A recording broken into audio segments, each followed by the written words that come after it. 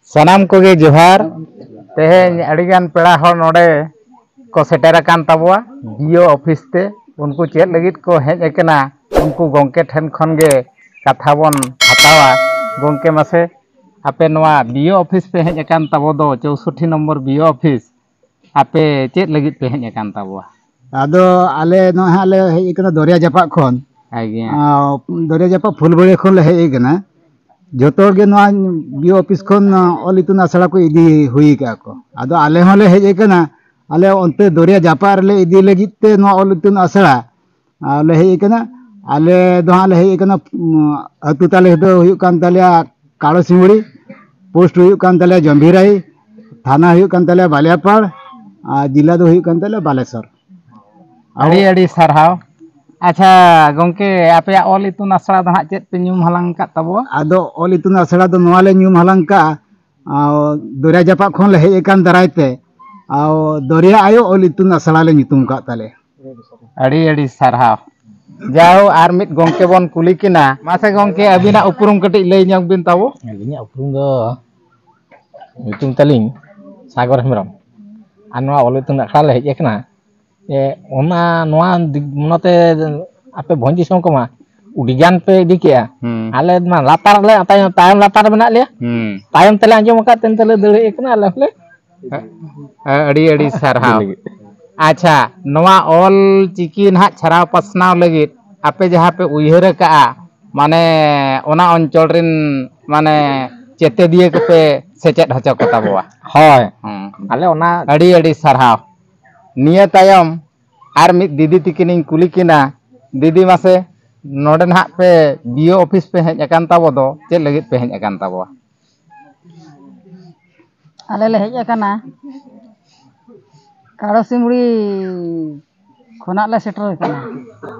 au noa ol itun asla le idi legit ke ale le hej akana acha ho acha noa na affiliation pe idie tabo do ado na ol itun asla na nyutum do chet pe doho kat tabo Doria ayo ol itun asla adi sarhaw didi mase abina uprum ketik lay nyong bin tabo Johar ge nya nyutum Malati Maji atehnya bio aseka 64 nomor le setter kana application ba school idi lagi na atehnya jotor ge udu reska le setter kana maji maparji ko ona salat ayo toko ko setter kana adi sarhaw ado ona asala nyutu do na le doho ka Doria ayo ol itun asala Kalo Simuli atu jilla tabon do na jila do na Balesor district kan tawa adi sarhaw nito abo bio asekar ne gongking Mohon Tudu gongke tekining kulikina abina iya katha bin lay taboa johar ge gongke johar ge tobe jehu noa bio asekar ni marte parset gongke lekate jehu kami nito ma chachala huyuk kan gya ar nuku saute jahay gongke abo ha ko setter kan Kalo Simuli rin to nuku sang ho to puilu do ha gapal maraw lekate ha mitten katha chachlaw lena to nuku ho men ki ako je bang gongke gota ge olchiki school affiliation ma chalak kana to ale ma bale idi ka tobe ale ho adi jur noa chatan re kusi raske mena noa affiliation le idiya baki noa ha kukli ling doho leya je noa idi kata pe jikaya to ako ko men ki to sauta ar secet ar lakchar chatan re akwa secet re mitten adi raske to ona idi kata ge tehenya ako sanam Maji baba maji ayo saute naike baba naike ayo ar saute bholo bhai ko joto ge setter kate to jahuk akwa katha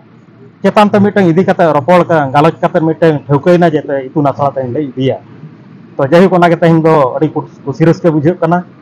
tehnya affiliation bon ema ko kana adi kurumutu te tehing ko ol paha ko tongge to noa jaho 64 number bio asekar ne gongke adi sarhawin chalakina node sumung do banga adi gan thaw re noa 64 number bio aseka khon affiliation kio idi ya ar nuku hon ha Doria Japak khon ko setter kan taboa Kalo Simuli atu lay lekhan do mane adi mane Doria dhare utar kan gya jaho nuku kwa raske maji ayo maji baba aturin bhol bhai ko hej kate ko setter kan taboa adi sarhaw in chala kwa नुन मारांग उइहर नुन मारांग कुसी खूब जोर गिन सारहाव कोआ मा एनखान सनाम को ठेन गे जुहारिं नय।